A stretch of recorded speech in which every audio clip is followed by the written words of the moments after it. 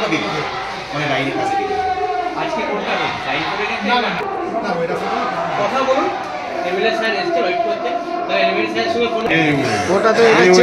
ওটা তো চেঞ্জ করে মানে ফোনে কথা বলবেন না আপনি তো বললেন যে আমার সাথে তো কথা বলে কিছু হবে না এর সাথে কথা বলবেন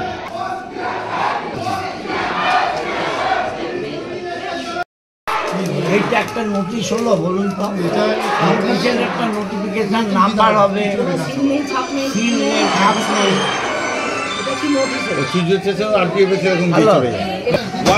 देवाले ठीक है আপনি বাংলা बुझবেন तो वही नोटिस होगा तो उसको नंबर तो रहेगा ये मेमोरेंडम नंबर ये है इसके पास वही ऑर्डर होगा तो साइन होगा जरूर स्टैंप होगा कुछ नहीं स्टैम्प होगा कुछ है ये तो हर आदमी एक कंप्यूटर से निकाल लेगा और मजाक करने के लिए भी कर सकता है एक चीज और है ये मजाक रहता तो आप लोग आते नहीं पहली बार आपने इसको सीरियसली लिया कभी सर हम लोग को इसको सीरियसली लिया इसीलिए सीरियसली लिए लेकिन ये तो ठीक है आपको लग रहा है कि इसमें स्टाम्प होना चाहिए ठीक सिग्नेचर अथॉरिटी का सिग्नेचर सर्व करेंगे उसके ऑथेंटिक सिग्नेचर होगा तो क्या मैं ऑथेंटिक सिग्नेचर लगा के सर्व करने से आप मान जाएंगे नहीं माने मैटर वो नहीं है कि ये नोटिस सही है या नहीं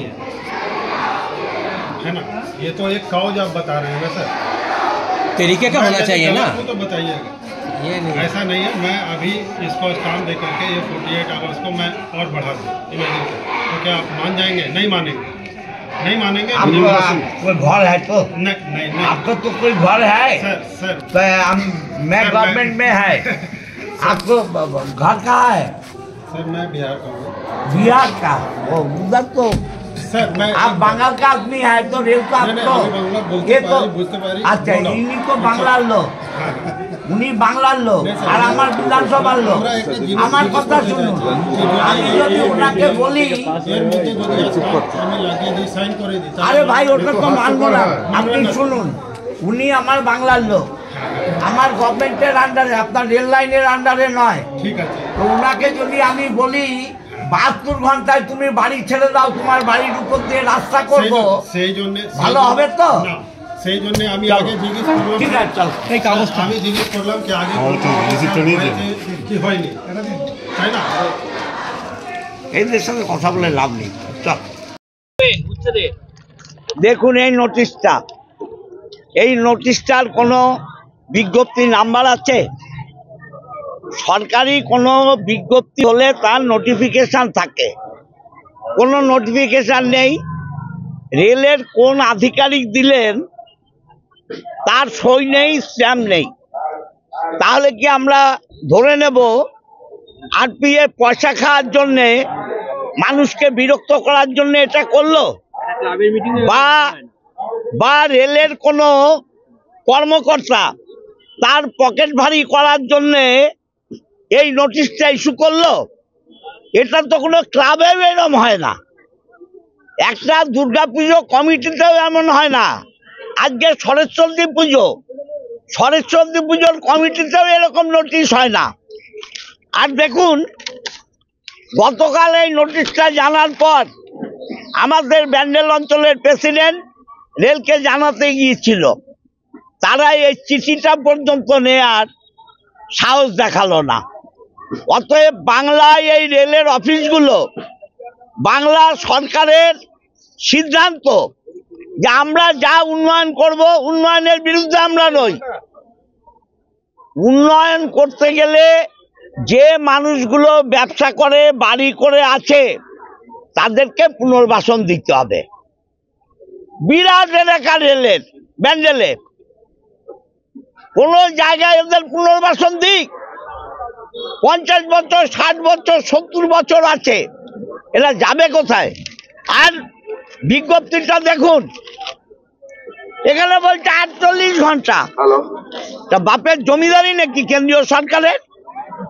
48 ঘন্টায় বাড়ি থেকে একটা কুকুর তাড়ানো যায় না একটা বিড়াল তাড়ানো যায় না আর মানুষকে বাড়ি ভেঙে তাড়িয়ে দেবে মমতা ব্যানার্জি অভিষেক ব্যানার্জি তৃণমূল কংগ্রেস এই মানুষগুলোর পাশে আছে। যে লড়াই লড়তে হয় লড়ব। ভারতীয় জনতা পার্টির এবং সেই কেন্দ্রীয় সরকারের ক্ষমতা নেই এই মানুষগুলোকে পুনর্বাসন না দিয়ে উচ্ছেদ করে। এই উচ্ছেদের বিরুদ্ধে আমরা, পশ্চিমবঙ্গ সরকারও কোনো উচ্ছেদ করলে তাদের পুনর্বাসন দেয়, পুনর্বাসন দিক আমরা মেনে নেব।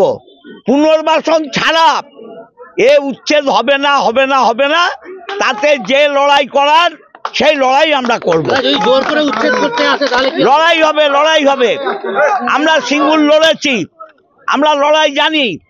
আপনারা দেখেছেন সিঙ্গুর আন্দোলনে পুলিশের নির্যাতন। আমরা নন্দীগ্রাম লড়েছি, মমতা ব্যানার্জির চুলের মুঠি ধরে সিঙ্গুর বিডিও অফিস থেকে তুলে নিয়ে হাওড়া ব্রিজে ছেড়ে দিয়েছে। মমতা ব্যানার্জিকে দমানো যায়নি, তার দলকেও দমানো যাবে না। যে সমস্ত ভ্যাকেন্ট, যে সমস্ত কোয়ার্টারগুলোতে নোটিশ দিয়েছে সেগুলো সব রেলের ভ্যাকেন্ট। তারা কেউ কোনো পরিবার রেলের সেই পরিবারের লোকেরাই থাকে। যে পরিবার কাজ করত সেই পরিবারের লোকেরাই আছে। এতগুলো সরকার গেছে, ইন্দিরা গান্ধী গেছে, রাজীব গান্ধী গেছে, মনমোহন সিং গেছে, অটল বিহারী বাজপেয়ী গেছে বিজেপি, তিনি তো এমন করেননি।